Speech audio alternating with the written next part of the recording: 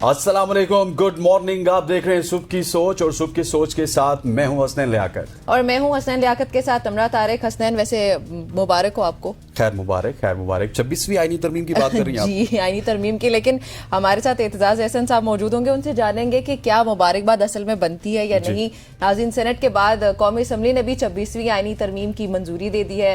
हुकूमत दोनों ऐवानों में 2/3 अक्सरियत, जो कि गुज़िश्ता कई महीने से हसनैन आपको पता है कि एक बहस बनी हुई थी कि क्या हुकूमत अक्सरियत हासिल कर पाएगी या नहीं। नंबर गेम पे बड़ी डिबेट हो रही थी, लेकिन फाइनली गवर्नमेंट कामयाब हो गई है। कौमी असम्बली का इजलास हुआ, उसके दौरान जो है वो इब्तदाई 2 शिकों की शिकवार मंजूरी के दौरान अपोजिशन के 12 अरकान ने मुखालिफत में वोट दिया, लेकिन बाद में अपोजिशन अरकान जो है वो बॉयकॉट उन्होंने किया और वो ऐवान से बाहर चले गए।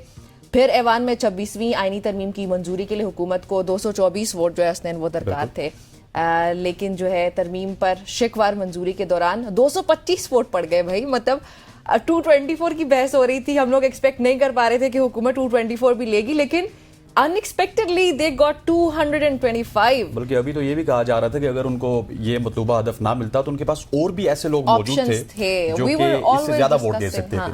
हम लोग ये डिस्कस कर रहे थे कि हुकूमत के पास क्या ऑप्शन है JUIF के अलावा या PTI के अरकान को मुनहरिफ करने के लिए, लेकिन दैट्स शॉकिंग। खैर, जो तरमीम है उसके हक में 6 मुनहरिफ अरकान ने भी बहरहाल वोट किया है, जिनमें 5 का ताल्लुक पाकिस्तान तहरीक इंसाफ से, जबकि 1 का ताल्लुक काफ लीग से बताया जा रहा है। पार्लियामान के दोनों ऐवानों से नाज़रीन मंजूरी के बाद 26वीं आईनी तरमीम सदर मुमलिकत की सिर्फ दस्तखत की मुंतजर है। दस्तखत हो जाए तो ये पाकिस्तान के आइन का हिस्सा है। एतजाज साहब हमारे साथ ही मौजूद है, उनको डिस्कशन कैसा बनाते हैं। एतजाज साहब अस्सलाम वालेकुम। वालेकुम सलाम। एतजाज साहब, आपकी क्या राय है 26वीं आईनी तरमीम पर? देखिए, एक चीज मैं अर्ज करूं जी कि मेरे ख्याल में 2 अच्छी खबरें जो मिली हैं इस महीने में, उनमें एक तो ये SCO की जो कॉन्फ्रेंस, मुझे ये I have to grant it to the government. मैं बड़ा क्रिटिक हूँ गवर्नमेंट का, बड़ा अपोनेंट हूँ, but I have to grant it कि ये इन्होंने बड़ी ही शाइस्ता, सुलझे हुए अंदाज से और बड़े अच्छे तरीके से वो उसको सारी कंडक्ट किया है, एंटरटेन किया है लोगों को, बाहर से जो आए हुए थे और high dignitaries, high office holder, तो that I must congratulate the government for. दूसरी बात ये है, ये जो बिल है, ये एक जो शुरू में था, आगाज में जो ये बिल था, वो तो वाकई जो मौलाना फजल रहमान कहते हैं काला दाग था, उसमें अंदर काला दाग था। और उसमें काला दाग वो उस वक्त उन्होंने कहा जब उन्होंने आर्टिकल 8 में तरमीम की एक सिफारिश पाई जी। अब वो शुरू में ही आ जाता है आर्टिकल 8, आप पढ़ रहे हो, वो तो पहले दूसरे सेक्शन में उसमें ये था, आर्टिकल में जो पहला ड्राफ्ट चलता रहा और उसमें बहस होती रही, उसमें ये था कि इस्तिस्ना था एक फौजी और लॉ एनफोर्समेंट एजेंसीज को कि वो अगर किसी को उठा लेते हैं और इल्जाम उस पर है कि ये सिक्योरिटी ऑफ स्टेट के खिलाफ काम कर रहा था, या इल्जाम उस पर है कि ये कोई किस्म का फसाद कराना चाहता था, तो उस पर फंडामेंटल राइट्स नहीं लगेंगे। गिरफ्तार उसको करके कहते हैं ट्रायल कर लेंगे, ट्रायल करेंगे, मिलिट्री कोर्ट में कर लेंगे, क्योंकि फंडामेंटल राइट्स नहीं लगेंगे। ये फेयर प्रोसेस एक आजादाना और गैर जानिबदाराना कार्रवाई के जरिए एक ट्रायल, उस पर मुकदमे की समाअत मुलजिम को, ये उस मुलजिम का हक है, बुनियादी हक है। अब ये उसको आइन से ही, तू आइन में ही तू तरमीम कर रहे थे, तो आइन में ही बुनियादी हकूक है वो। उन्होंने कहा कि आर्टिकल 8 कहता है कि ये हकूक होंगे फला फला फला फला 1 से 36 तक और 1 से 28 तक, ये हकूक होंगे, फंडामेंटल राइट, बुनियादी हकूक होंगे हर शहरी। अब ये कहते हैं, बीच में डाल रहे थे कि मासवा ऐसा शहरी जिसको गिरफ्तार किया जाए या डिटेन किया जाए, यानी डिसअपियर ही करा दिया जाए, जो कि जिससे इल्जाम हो कि ये कौमी सलामती के खिलाफ, वो तो आपने मेरा ख्याल है दो बंदा जो जेल में पड़ा हुआ है इस वक्त, इनका ऑपोजिशन, जो इनकी ऑपोजिशन है उनका, वो हर एक पे ये लगाया हुआ है। वो तो आपने जरदाद गुल पे भी लगाया हुआ है, वो तो आपने यास्मीन राशिद पे भी लगाया हुआ है, आपने खदीजा शाह पे भी लगाया था, आपने जो दीगर सनम जावेद है इन पे लगाया। वो तो आप एक आपने होता था एक जमाने में साइक्लो स्टाइल आप डॉक्यूमेंट कराते थे। अब उसको समझ लें कि आप पिक्चर उठा रहे हैं या स्कैन कर रहे हैं, वो एक ही कॉपी आपने स्कैन की हुई है और आपने उसको उसी पे चलाते जा रहे हैं। ये हमारी बड़ी बदकिस्मती है। आप देखें ये 2014 में ये फौजी अदालतें बैठी थी, आइन पे तरमीम की गई थी, फौजी अदालतों को बिठाया गया था। 4 साल फौजी अदालतें रही, आइन में तरमीम 21st amendment and 23rd amendment, क्योंकि वरना आइन में तरमीम के बगैर फौजी अदालतें हर किसी का ख्याल था लग ही नहीं सकती। अब आइन में तरमीम की गई कि ऐसे इन ऑफेंसेस पे आप फौजी अदालत का इजरा कर।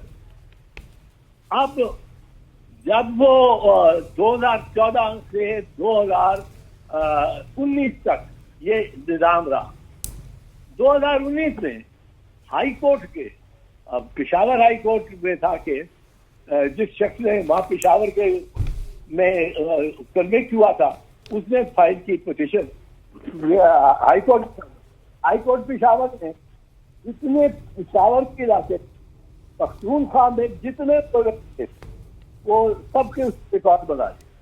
आप देखिए, अब ये क्या कहेंगे, हम इंसाफ भी देते हैं, ये भी करते हैं, हमारी प्रोसेस बड़ी क्लियर है। 200 केसेस हाई कोर्ट ने बनाए, 218, अब 256 कन्विक्शन और डेथ सेंटेंस जी। उसमें सबूत क्या था कि एक्टिविटी की एक इकबाली मुलजम का इकरार, कोई दुआ नहीं, कोई वहां शहादत नहीं। बिल्कुल ठीक कह रहे हैं इत्तेजाज साहब आप। इत्तेजाज साहब, बहुत सारे कानूनदान ऐसे हैं जो ये कह रहे हैं कि ये अदलिया का शायद गला घोंटा गया है, इस तरह की तरमीम है, लेकिन आपने जिस तरह आगाज में कहा आपको ये खुशाइन तरमीम लग रही है, तो आपको ये खुशाइन तरमीम किस प्रोस्पेक्ट में लग रही है? मैं ये जरा आपको एक चीज मिसाल बता दूं। जी जी।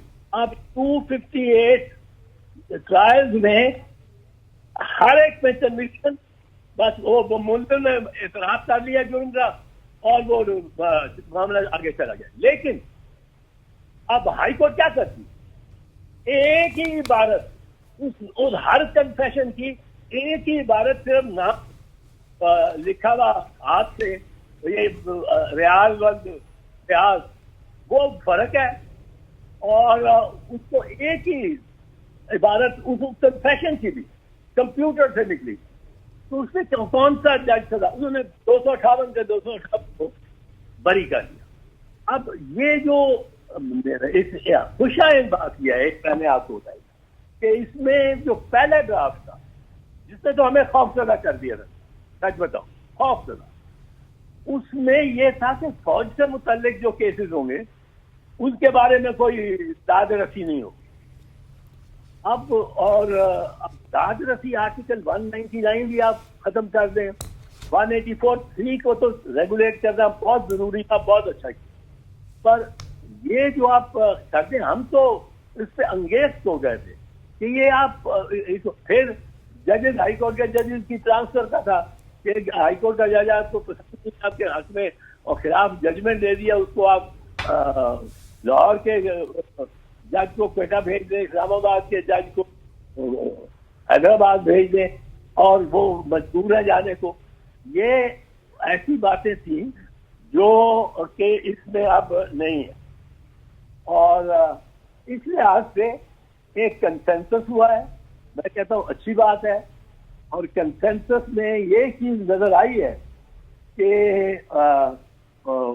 इन्होंने कुछ इम्तियाजी सलूक बड़ा किया है। इम्तियाजी सलूक तो इतना किया है कि जो इनके हक में वोट देने वाले थे मौलाना फजल रहमान, उनके भी 2 सेनेटर्स उठा लिए और उनको मजबूर करते रहे कि आपने वोट देना है इसके हक में। अब ये गवर्नमेंट समझ नहीं आती क्या करती है। वो बात करना चाह रही है जिसका नाम ही नहीं ले सकते, इमरान खान उसका बानी चेयरमैन तहरीक इंसाफ, और वकला पहुंच जाते हैं वहाँ और एक मुकई सलमान राजा को कहते पहले तो 2 घंटे जिस पे जनता के उसको जाने नहीं देंगे, तो बाकियों ने कहा हम भी नहीं मिलेंगे। फिर जब सारे चले गए 1.5 घंटे की मुलाकात थी, 45 मिनट में उठा लिया कि चले अब चले। अब ये जो मौलाना फजल रहमान, मैं बहुत तहसीन और दाद देता, ये बिल जो पाक साफ हो की काफी हद तक, इसमें है खामियां, मैं उनका इसलिए जिक्र नहीं करना चाहता कि हर कानून में कोई ना कोई खामी रह जाती है और वो उसको किया भी जा सकता है सही। लेकिन इसमें जो बुनियादी चीज है जो मैं और वकला जनरली जी एक अरसे से मैं कोई 20-25 साल से ये कहता रहा हूँ, एजिटेट करता रहा हूँ कि आर्टिकल 184 की जो डिस्कशन है, जिसको सुओ मोटो ये कहते हैं, ये जो मर्जी चाहे चीफ जस्टिस कर ले, जो मर्जी, किसी की 2 शराब की बोतलें किसी की निकल आई हैं जहाज के, तो उस खातून को भी गिरफ्तार कर और मुकदमा चला, जो मर्जी इन्होंने। अब ये रेगुलेट हो गई है, इसको इस पे कुछ बंदिशें डाली गई है इस इख्तियार के इस्तेमाल में, जिस तरह के चूज करेगा कौन सा शख्स के इसमें सुओ मोटो हमें लेना चाहिए, ये कौन सा जज या कौन सी जजों की कमेटी ये फैसला करेगी।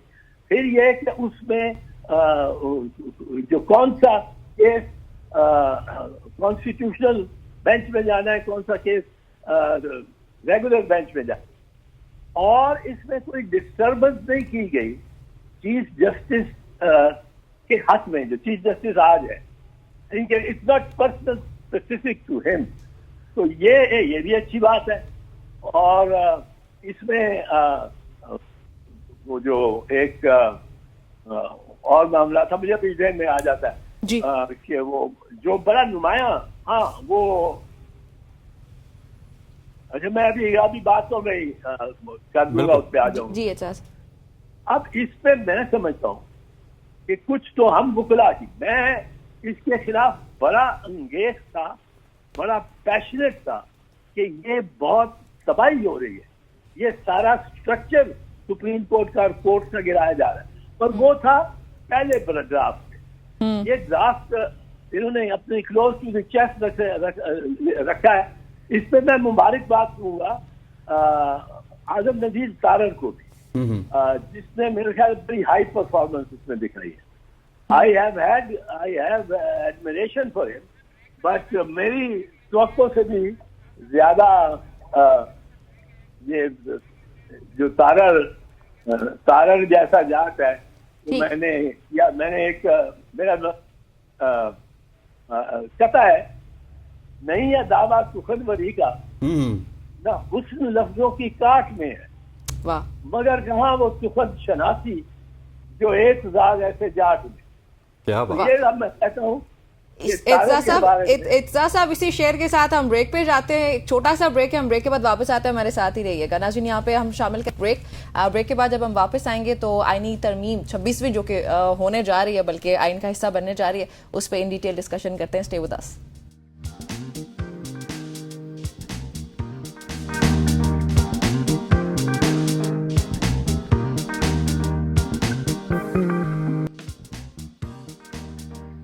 वेलकम बैक टू सुबह की सोच। हम 26वीं आईनी तरमीम के हवाले से बात कर रहे हैं। माहिर कानून सीनियर सियासतदान एतजाज एहसन साहब हमारे साथ मौजूद हैं। एतजाज साहब, जो अब 3 जजेस के ऊपर होगा, ये भी एक तरमीम में आया कि 3 सीनियर जजेस को उनमें से कोई भी सिलेक्ट हो सकता है, तो इसमें से अपोजिशन ये भी कह रही है, उनका खदशा ये है कि शायद मंसूर अली शाह का नाम निकाल दिया जाएगा, किसी तीसरे जज को या दूसरे नंबर के जज को चीफ जस्टिस के तौर पे सामने आते हुए हम देख सकते हैं क्या 26 के बाद देखिए हो सकता है, लेकिन हो सकता है कि ये गवर्नमेंट ना इस किस्म का ले,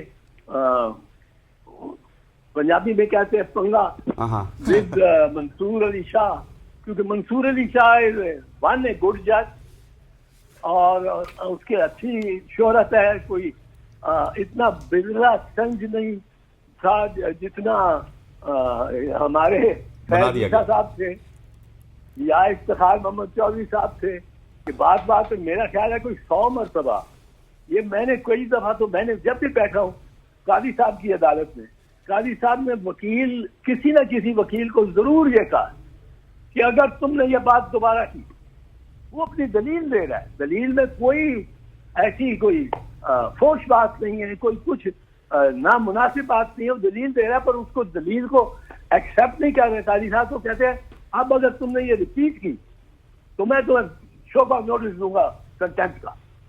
तौहीन अदालत तो उन्होंने अपनी आस्तीन पे रखी हुई थी। तो ये एक जज का इतना बिगला संज होना, इतना दूध रंज होना, ये तबीयत ठीक नहीं है इसकी। मंसूर की बहुत बेहतर है, हो सकता है गवर्नमेंट सोचे कि मंसूर ने 3 साल बाद मेरा ख्याल है शायद जज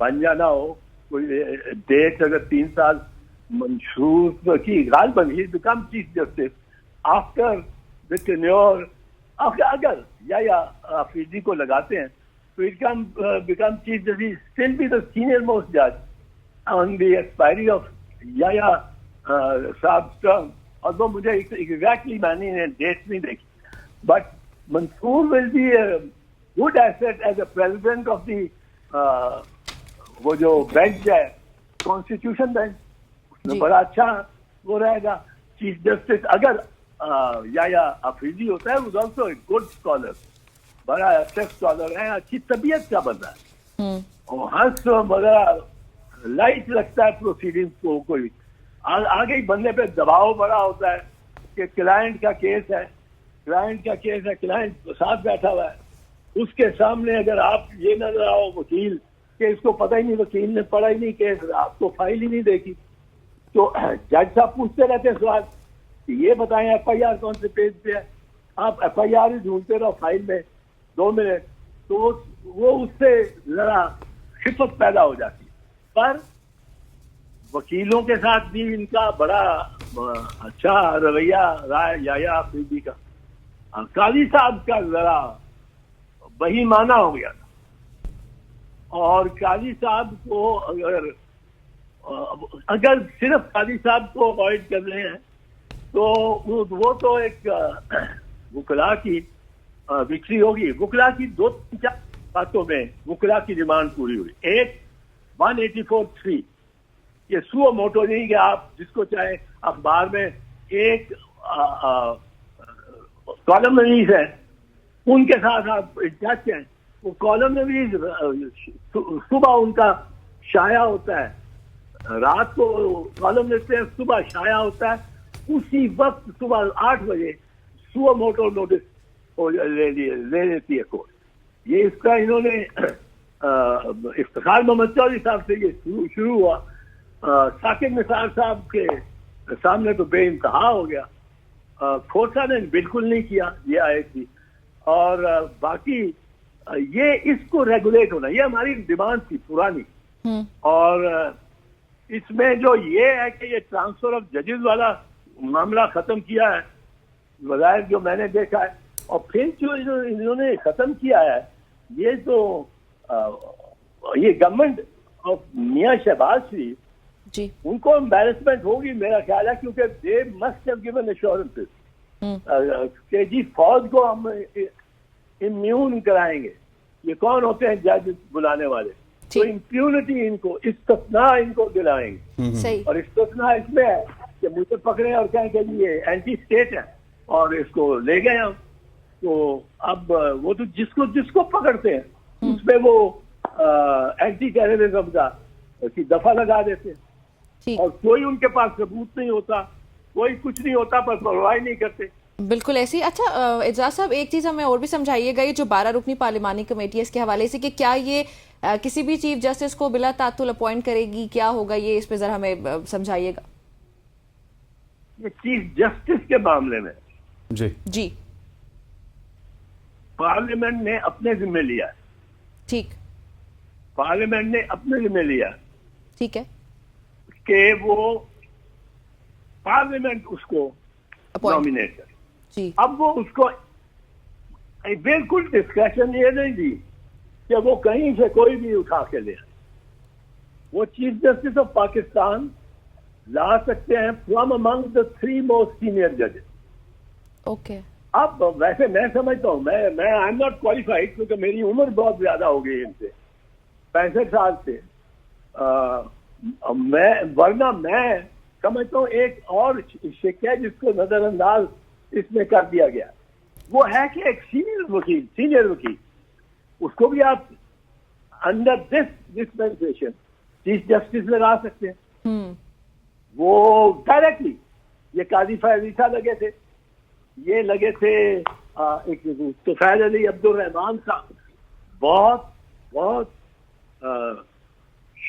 अच्छी शोहरत वाले जज रहे हैं। तो chief justice Sindh high court लग गए, लाहौर हाई कोर्ट में चीफ जस्टिस लगा दिया गया था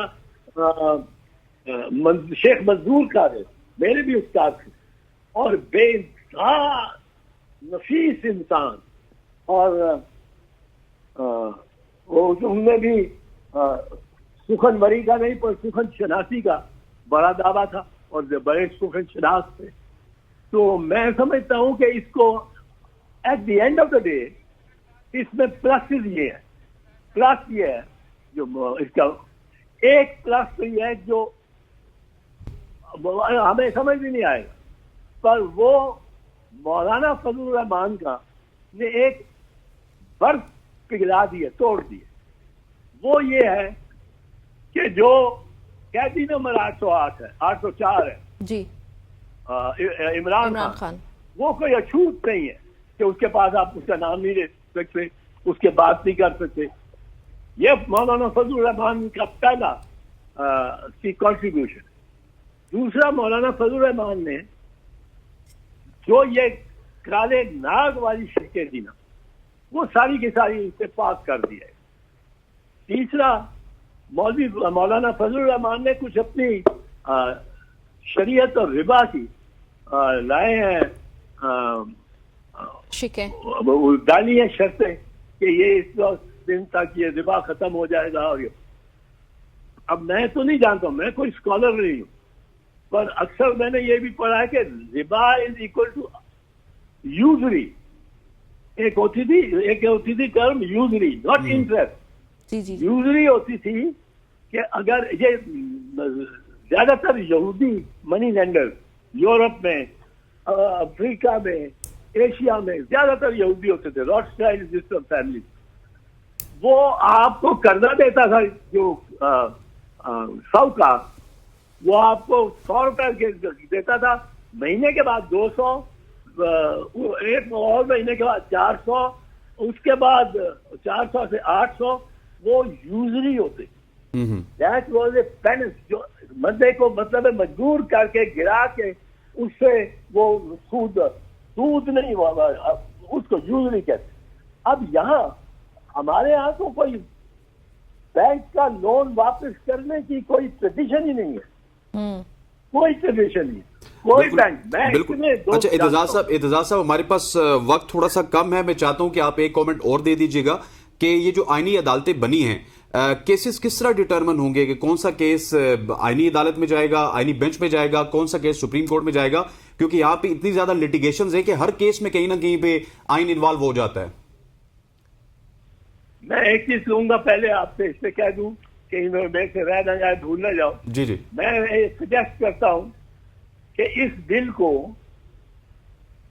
या फजल बिलावल बिल जाने के नाम से जाना जाए, दिया जाए ना, वो नाम जो मेन ऑथर जो थे उनके नाम पे दिया जाता है। जी जी। और इस बिल में ये जो है ना, ये एडमिनिस्ट्रेटिव प्रॉब्लम है जो आप फरमा रहे हैं, मैं उसमें ये कि फैसला होगा कि कौन सा केस किधर जाना है, कौन सा, इस पे ये जो जजेस की अपनी फुल कोर्ट को बैठ के ये फैसला करना पड़ेगा, क्योंकि रूल्स कोर्ट ने बनाने हैं। 1980 रूल्स हैं, 1980 के rules of the Supreme Court. अब rules of the Supreme Court में बहुत अमेंडमेंट्स इसकी वजह से आनी पड़ेंगी।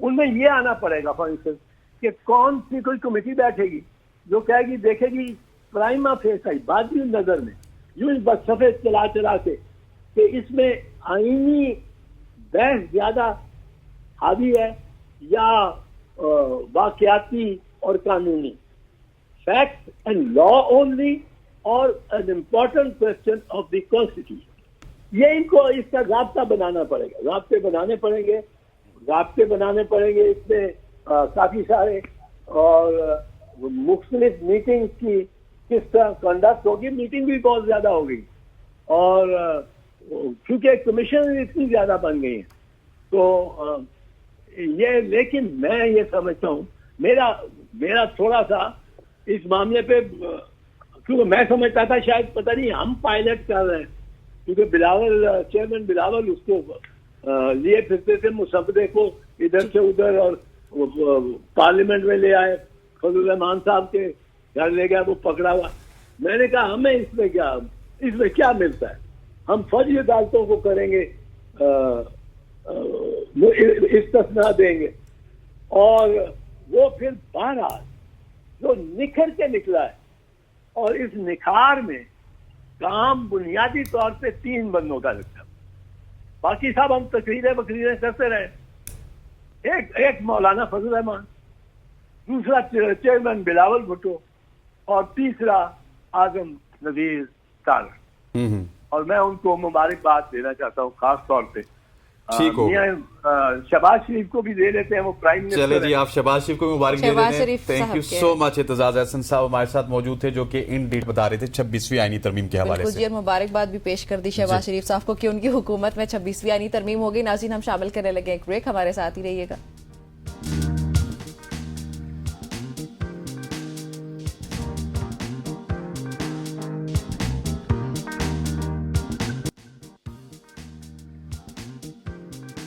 Welcome back everybody. एक बार फिर से आपको खुशामदीद कहते हैं। 26वीं आनी तरमीम, जिसके बारे में हम बहुत अरसे से डिबेट कर रहे थे, फाइनली वो फाइनलाइज होने के बहुत करीब है। बिल्कुल ऐसी है, और इस तरमीम को पास करवाने में बिलावल भुट्टो जरदारी का एक बहुत बड़ा रोल है। वो काफ़ी ज़्यादा हमें एक्टिव नजर आए। इसी हवाले से पाकिस्तान पीपल्स पार्टी के सीनियर रहनुमा जनाब कमरुज़्ज़मान कायरा साहब हमारे साथ मौजूद हैं। कायरा साहब, आपको खुश आमदीद कहते हैं। थैंक यू सो मच, सुबह की सोच में आपने वक्त दिया।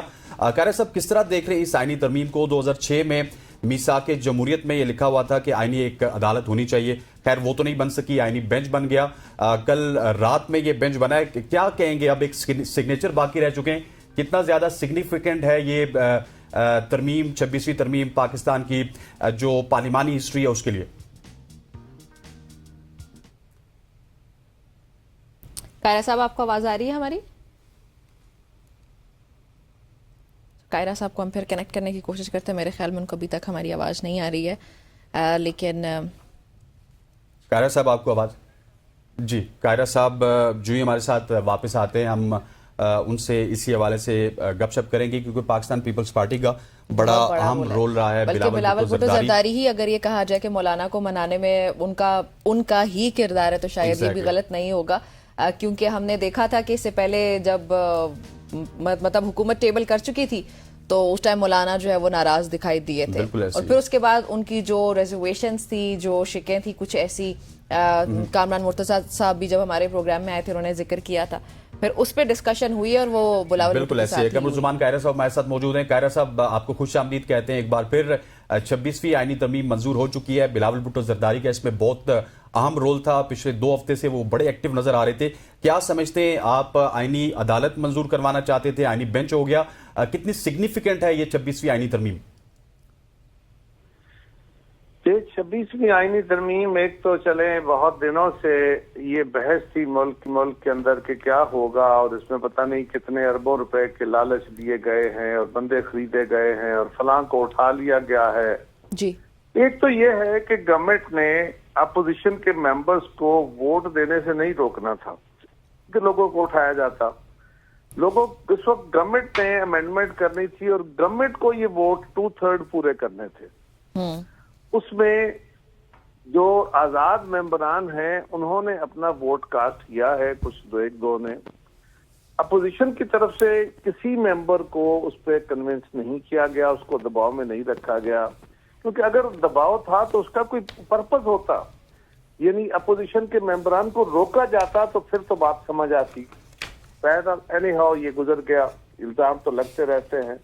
ये एक बड़ा अहम मरहला है। अब सवाल ये है कि इस पे बहुत मुबाहिसा था कि ये पर्सन स्पेसिफिक तरमीम है, ये हुकूमत एक खास मकसद के लिए लेके आई है, ये मौजूदा चीफ जस्टिस की मुद्दत ओहदा बढ़ाना चाहते हैं, अपनी मर्जी की अदालत लाना चाहते हैं। वो सारे सवाल आज किधर गए? जब भी कोई आईनी या कानूनी तरमीम होती है या कोई कानून बनने के लिए आता है तो उसमें एक ड्राफ्ट होता है, उस पर बहस मुबाहिसा होता है। ये कहा जाता है कि 18वीं तरमीम जो है वो 9 महीने से जायद उस पर मुबाहिसा हुआ, लेकिन इस तरमीम पे भी कोई महीना डेढ़ से ज्यादा से मुबाहिसा हो रहा है।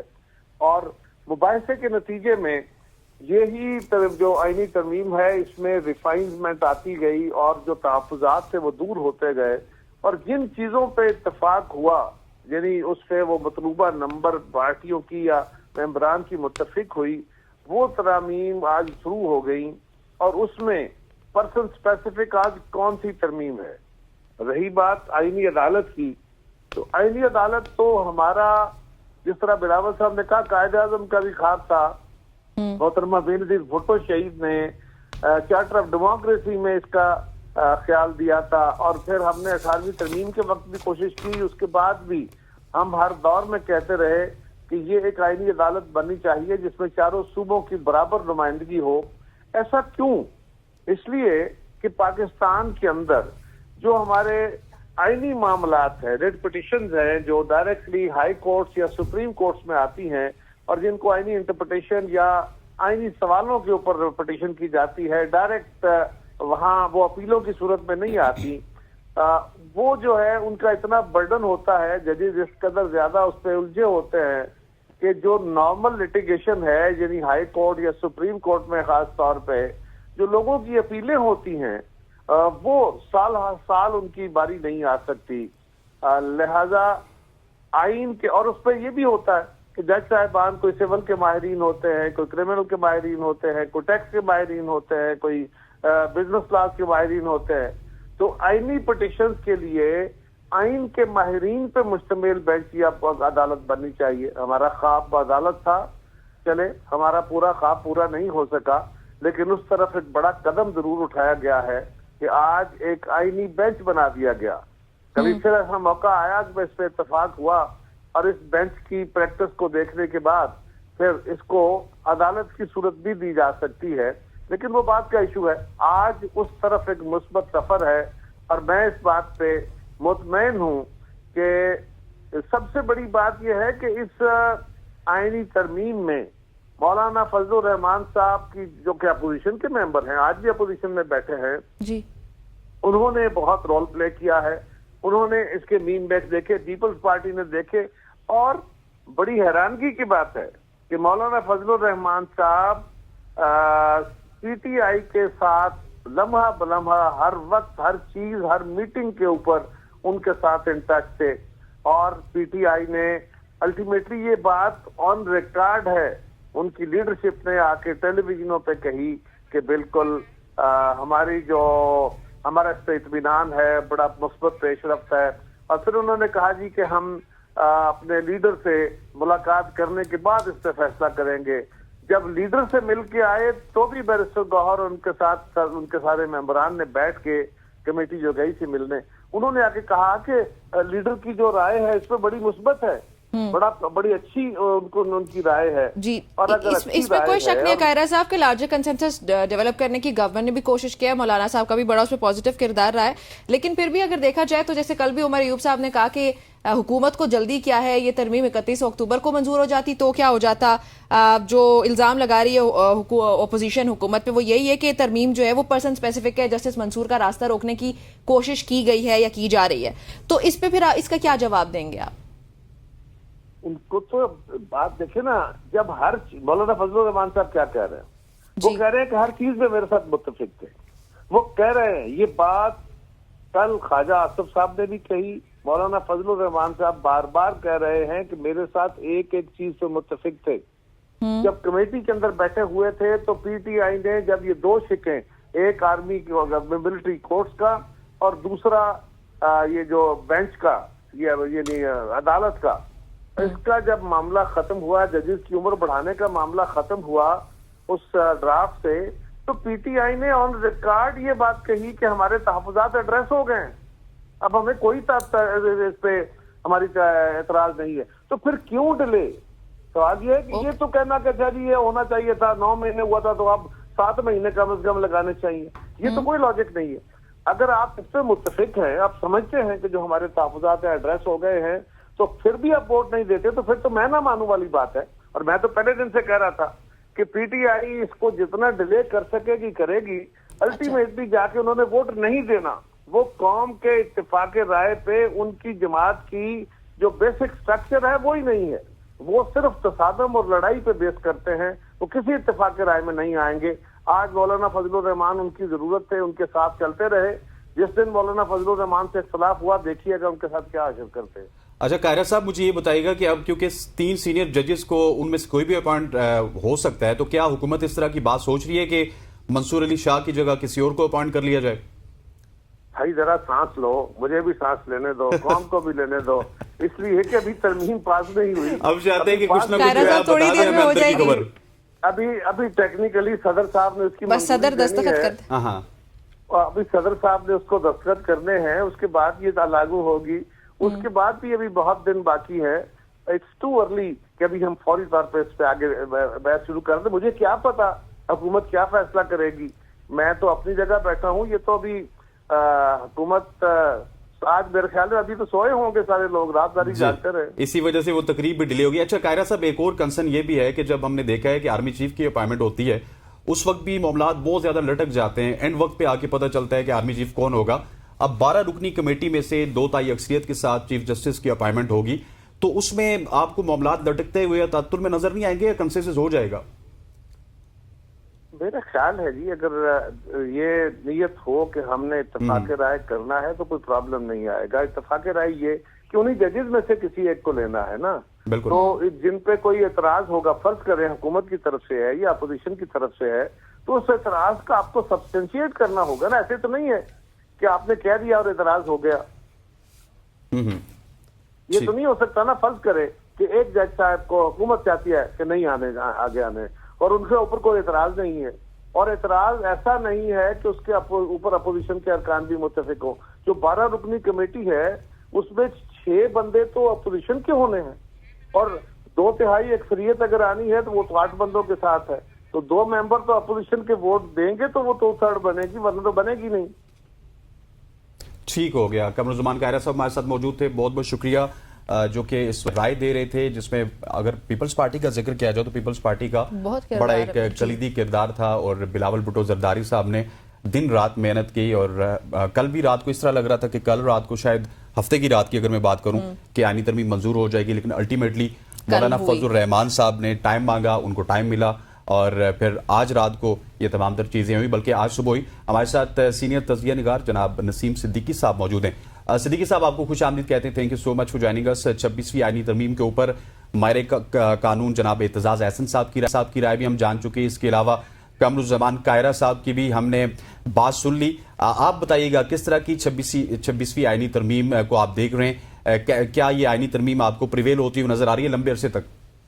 बिस्मिल्लाहिर्रहमानिर्रहीम, बहुत शुक्रिया। देखें, आइन में अगर तरमीम आती है 2 तिहाई अक्सरियत से आती है तो ये एक लीगल इसका मैटर होता है, लेकिन जिस तरीके से ये आईनी तरमीम की गई है, भले इसमें बहुत सारी क्लॉजेज अच्छी भी होंगी, लेकिन बात यह कि आपने जो तरीका अपनाया, आप आइन की बात करते हैं, आइन की पासदारी की बात करते हैं, आइन की बालादस्ती की बात करते हैं, वो आइन हमें नजर कहाँ आता है? जब हम देखते हैं कि इलेक्शन 90 रोज में करवाने के बारे में आइन कहता है, तो वहाँ पे आप आइन से रूगर्दानी कर जाते हैं। आप आवाम का मैंडेट जो है, आवाम जिनको मैंडेट देता है उनको आप असेंबली में नहीं आने देते, आप फिर वहाँ रूगर्दानी करते हैं। अभी आपका जो है वो सेनेट मुकम्मल नहीं है, मखसूस नशिस्तों के ऊपर सुप्रीम कोर्ट ने आइन और कानून के मुताबिक फैसला दिया हुआ है, उसके ऊपर अमल नहीं हो रहा। और फिर जिस तरह आपने 2/3 अक्सरियत पूरी की है, आपने सेनेट के अंदर लोगों को तोड़ा है, जबरदस्त तशद्दुद किया है, तो मेरे ख्याल से ये बातें मुनासिब नहीं है। अगर आप इस तरह से कोई अच्छी चीज भी लेके आएंगे तो लोगों के उसके ऊपर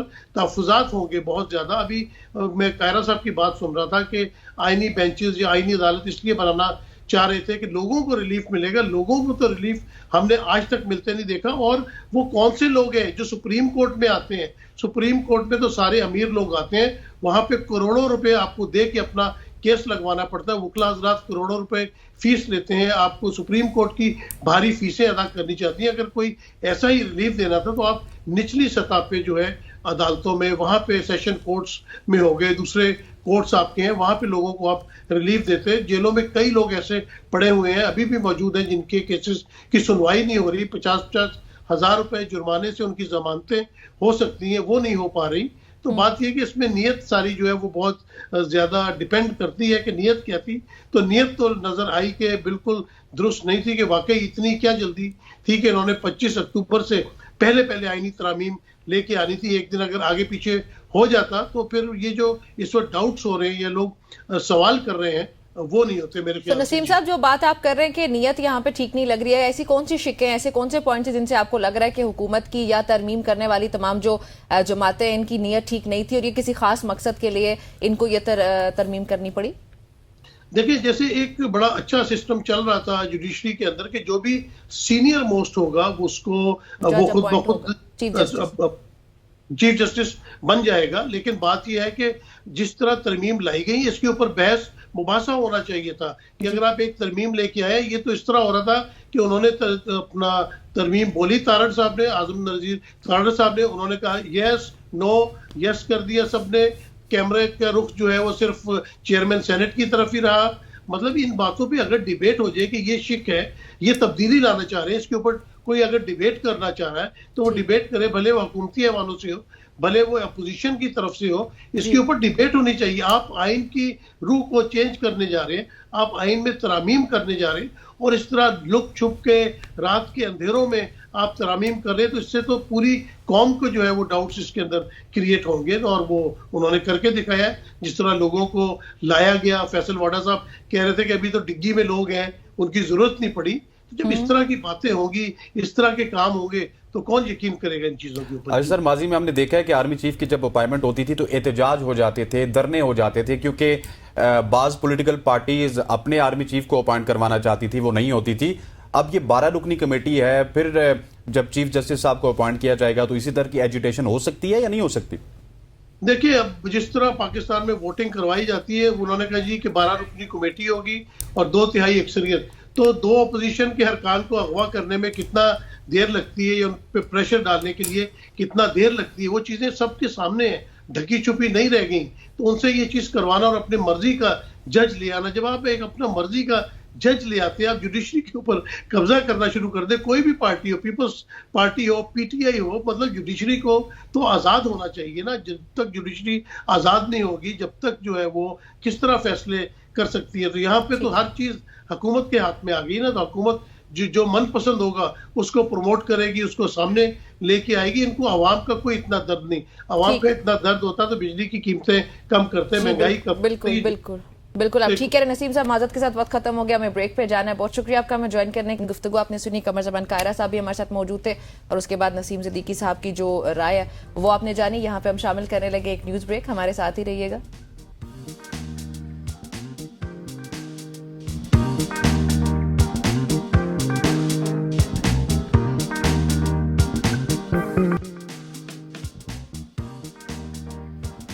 वेलकम बैक टू सुबह की सोच। अब हम बात करेंगे एक अंदोनाक वाकये की। कराची के बगदादी इलाके में एक इंतहाई अफसोसनाक और दिल दहला देने वाला वाकया पेश आया, जहां एक घर से 4 खवातीन की गले कटी लाशें बरामद हुई, जिनमें एक बच्ची भी शामिल थी।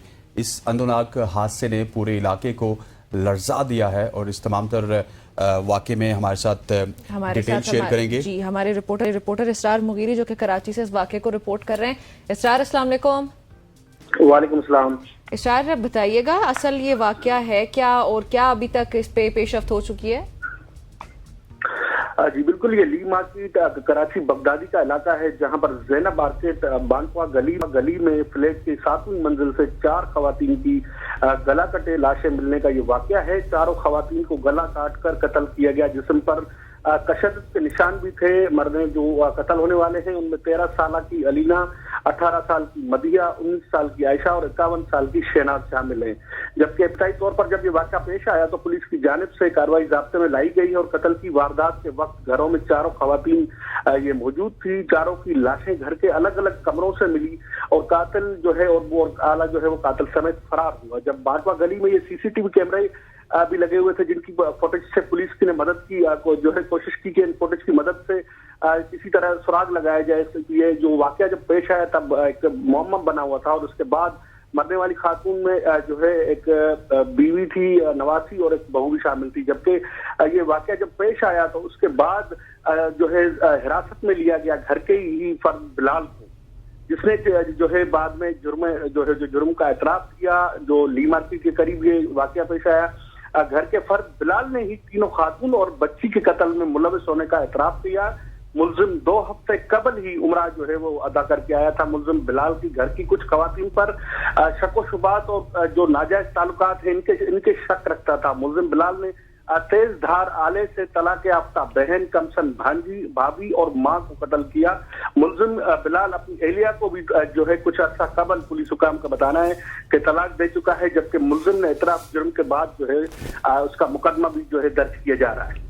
ठीक हो गया, बहुत शुक्रिया इसरार, आप हमें अपडेट दे रहे थे। एक बड़ा आंदोलनात्मक वाकया है और इसके हमारे साथ तलाल जुबैर साहब मौजूद हैं, माहिर नफ्सियात हैं। तलाल साहब आपको खुश आमदीद कहते हैं। सर, ये जो वाकया है ये बड़ा आंदोलनात्मक वाकया है कि एक मुलजिम ने अपनी माँ को भी मार दिया, बहन को भी मार दिया, बीवी को भी मार दिया। इस तरह के वाकयात के पीछे क्या अवामिल होते हैं जिनकी वजह से ऐसे आंदोलनात्मक वाकयात पेश आते हैं? बहुत शुक्रिया। बहुत ही दिल दहला देने वाला वाकया है कि अगर घर का ही कोई फ़र्द अपने ही घर के अंदर 4 खवातीन को यूं ज़बा कर दे, उनका गला काट के, तो दिल जो है वो इसे दहक जाता है। लेकिन बुनियादी तौर पर इसके पीछे जो है वो साइकोपैथी होती है। साइकोपैथी एक पर्सनैलिटी डिसऑर्डर है, साइकोलॉजिकल पर्सनैलिटी डिसऑर्डर है, जिसके अंदर लोग जो हैं उनके अंदर एक सुपरफिशियल चार्म होता है। वो बनावटी तौर पर दूसरों के हाँ में हाँ मिलाने के लिए, उनके साथ कनेक्ट करने के लिए उनके करीब जाते हैं और इन लोगों के अंदर एम्पैथी नहीं होती, हमदर्दी नहीं होती बिल्कुल भी, और इनके अंदर एंटी सोशल पर्सनैलिटी भी होती है। यानी कि ये दूसरों के साथ सोशल एक नेटवर्क के अंदर, जैसे इंसान एक सोशल एनिमल है तो ये कनेक्ट करके नहीं रहते, ये आइसोलेशन में रहना पसंद करते हैं और इनके अंदर बहुत ज़्यादा जो है वो खालीपन नज़र आता है। इसके साथ साथ जो है इनके अंदर इम्पल्सिविटी होती है, सोचे समझे बगैर अचानक से ही कोई एक्ट जो है वो कर देते हैं, कोई फैसला कर लेते हैं, वो उस चीज़ के पीछे चले जाते हैं और उसके नताइज जो है वो उसको भी नहीं सोचते। इसके साथ साथ जो ये लोग हैं इनके अंदर अगर वायलेंस आ जाए तो फिर इस किस्म के वाकयात रूनुमा होते हैं जिसका अभी हम जिक्र कर रहे हैं। और हालांकि वो निमरा उम्रा करके आया 2 हफ्ते पहले। देखिए, इस चीज़ का ताल्लुक मजहब से कतन नहीं है, ये तो एक जहनी मसला है। और ऐसे आप देखें ना कि मस्जिदों के अंदर आगे पीछे, मदरसों में ऐसे कितने वाकयात हो जाते हैं जिसके अंदर जो यानी सेक्सुअल वायलेंस के वाकयात हो जाते हैं छोटे बच्चों के साथ। वो तो अब देखें कि वो कुरान भी पढ़े होते हैं, नमाज़ें भी पढ़े होते हैं, लेकिन इसका मजहब से कुछ ताल्लुक नहीं है, क्योंकि ज़हनी मर्ज तो एक मुसलमान को भी हो सकता है और गैर मुस्लिम को भी हो सकता है। ये मर्ज लाइक नेचुरली आपके ब्रेन में कोई डिसऑर्डर होता है उसकी वजह से होता है, या सोशल बिहेवियर की वजह से, या जिस जगह पे आप उठ रहे हैं बैठ रहे हैं वहां से आप कुछ चीजें अडॉप्ट करते हैं? इज इट फिजिकल और द सोशल बिहेवियर? इसका जो कनेक्शन है ये चाइल्डहुड से है और इसका ताल्लुक 3 मेन चीजों से है, जिसके अंदर ब्रेन की कोई न्यूरोपैथी है, नंबर 1, ब्रेन की न्यूरोलॉजी ऐसी डेवलप हो चुकी है, नंबर 2 पे आपके एनवायरमेंटल फैक्टर्स हैं। Neurology is developed by your environment, ये कहना चाह रहे हैं? डेवलप उससे हो सकती है, लेकिन जैसे मैं आपको बताऊं कि अगर आप, इसका जो ताल्लुक है ना वो हमारे दिमाग के लिम्बिक सिस्टम से है, जहां पर हमारे जज्बात जो है वो रहते हैं। और लिम्बिक सिस्टम के अंदर अगर आप इनके लिम्बिक सिस्टम का स्कैन देखें तो ये किसी वायलेंट कुत्ते या बिल्ली के स्कैन से मिलता जुलता होगा, जो कि ऐसे साइकोपैथ का होगा जिसके अंदर वायलेंस भी है, क्योंकि इनको दूसरे के ऊपर कंट्रोल चाहिए होता है, और उसके लिए ये किसी भी एक्ट के लिए जा सकते हैं। जैसे कि रिपोर्ट में बताया जा रहा है कि इनके अंदर पैरानोया भी था। तो बुनियादी तौर पर अब जो देखा यह गया है कि ऐसे बच्चे जो कि बचपन से जब बड़े हो रहे हैं और उनके अंदर किसी वजह से औरत के लिए बहुत ज्यादा हेट्रेड है, क्योंकि आप देखें कि जो सीरियल किलर्स होते हैं जो कि खवातीन को जो है वो कत्ल कर रहे होते हैं और बहुत ही तशद्दुद के अंदाज से जो है वो करते हैं पहले, यानी कि इसमें भी रिपोर्ट में पढ़ा था तो उसके अंदर ये था कि इनकी जिस्म के ऊपर जो है वो बेपनाह तशद्दुद के जो है वो निशान है, और तशद्दुद के बाद फिर यूं गले काट के इनको जो है वो ज़बह किया गया, जो कि एक सीरियल किलर्स जिस किस्म के होते हैं। तो इन लोगों को अंदर जो है वो खवातीन के लिए बहुत नफरत पाई जाती है, और इसका ताल्लुक इनकी जेनेटिक एनवायरमेंटल मेकअप से होता है कि उन्होंने बचपन के अंदर अपने घर में कुछ ऐसी चीज़ें देखी होती हैं, जैसे वालिद जो है अगर किसी का वो अल्कोहलिक है और बहुत ज़्यादा अब्यूज़ करता है, और माँ जो है वो नार्सिसिस्ट है और बहुत बुरे रवैये रखती है, तो उनके अंदर ये हेट्रेड पैदा होना शुरू हो जाती है। प्लस उनके अंदर अगर जेनेटिक डिस्पोजिशनिंग भी है ऑलरेडी ऐसे डिसऑर्डर की, प्लस उनके ब्रेन के अंदर कुछ स्ट्रक्चरल चेंजेस भी आना शुरू हो जाते हैं, तो फिर जो है वो इस किस्म की their traumas would lead to all of this. Yes, क्योंकि वो उसका कनेक्शन है, और इसके अंदर नेचुरली तमाम लोगों के साथ या तमाम साइकोपैथ्स के साथ इस किस्म के वायलेंस नहीं आती, उन्हीं के अंदर आते हैं जैसे जिनके अंदर जो है बचपन से वायलेंस के ट्रेट्स आते हैं, जैसे कि किसी मुर्गी को पकड़ के और उसके ऊपर से पर चुन लेना, या जानवरों के ऊपर बहुत ज्यादा, आपने सुना होगा ना जानवरों के ऊपर कुछ लोग बहुत वायलेंस करते हैं, तो ये भी इसी किस्म की वायलेंट एक्ट है। तो वो वहां से अब्यूज चाहे वो फिजिकल हो या किसी किस्म का हो, उनके लिए नॉर्मल होना शुरू हो जाता है। उनके लिए वो चीज उनको बेसिकली ये करके प्लेयर मिलता है, उनको इस चीज से वो प्लेयर सीकिंग बिहेवियर। सर ये बताइएगा कि जो मौजूदा माशरती निज़ाम है या फिर खानदानी दबाव है, ये भी इसमें इसको कोई अमल दखल होता है इस तरह के सिनेरियो में या इस तरह के केस में? देखिए जो फैमिली सिस्टम है हमारा, उसका तो इसके साथ कोई बहुत ज्यादा ताल्लुक नहीं है। मसाइल, economical conditions, it is more of a pathology, क्योंकि इसके अंदर कोई जो रीजन आपने पहले फाइनेंशियल गेन्स नहीं है, इसके अंदर कोई, आप देखें ना कि इस प्रोजेक्ट के अंदर भी ये एक सेल्फ, ये this is the way they get control, ये अपने आप को दूसरों के ऊपर कब हावी करना, या किसी एक इंडिविजुअल के लिए, किसी एक यानी औरतों के लिए या मर्दों के लिए, बच्चों के लिए अपनी हेट्रेड शो करने का उनका एक तरीका है। इससे उनका कोई financial gain These people are mostly paranoid. These people are psychopaths. इनको psychopaths कहते हैं। और इन साइकोपैथ्स को ओवरकम किया जा सकता है काउंसलिंग के साथ?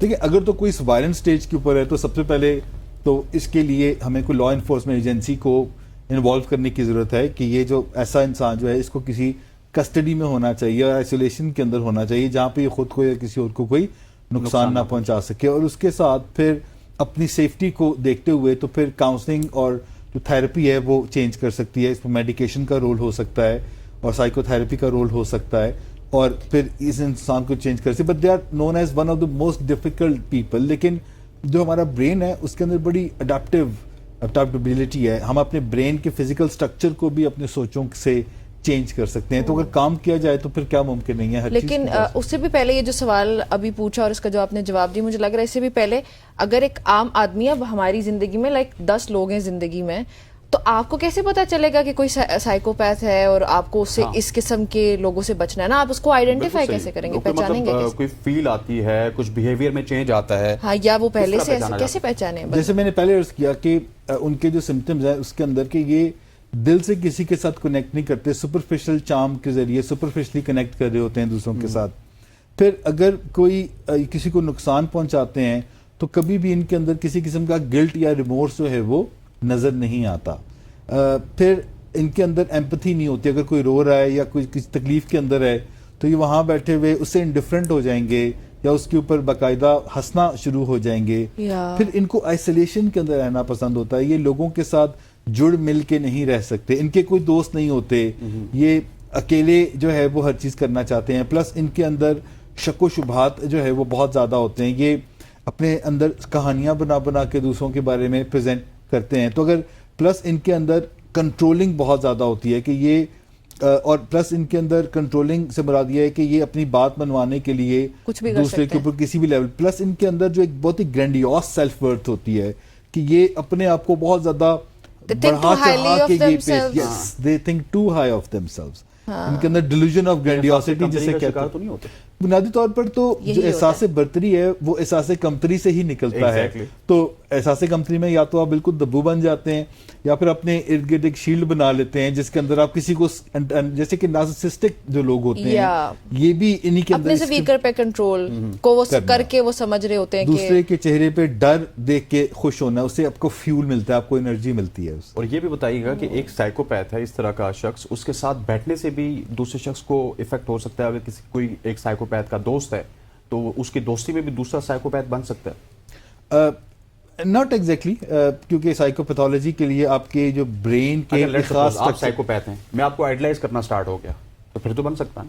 नेचुरली फिर तो जैसे कि आप देखें कि कुछ ऐसी गेम्स होती हैं जिसके ऊपर गेम्स में जो इंस्ट्रक्शंस हैं इसमें कोई वायलेंट बिहेवियर्स होते हैं तो आप वो जाके वो वायलेंट एक्ट करना शुरू कर देते हैं क्योंकि उससे आपकी डोपामिन रिलीज होती है।